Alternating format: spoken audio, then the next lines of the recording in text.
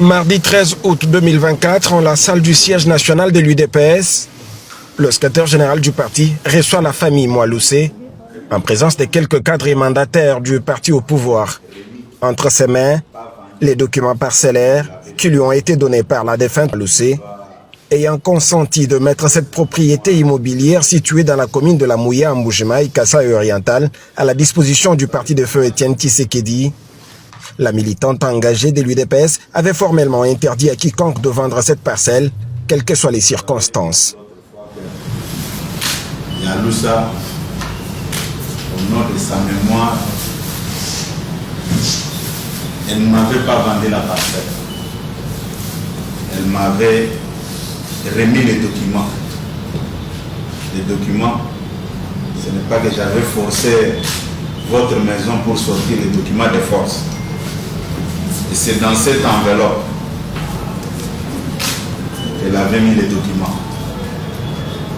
Nous aussi. Se sentant gratuitement offensé sur les réseaux sociaux par certains membres de la famille n'ayant peut-être pas bien maîtrisé les dossiers, mais le contour du testament de la défunte, Augustin Kabouya a d'abord préféré retourner les documents parcellaires à la représentation de la famille de la défunte tout en l'invitant à chercher à obtenir un large consensus devant déterminer la procédure à suivre pour céder la parcelle au parti pour la poursuite en toute quiétude de ses activités.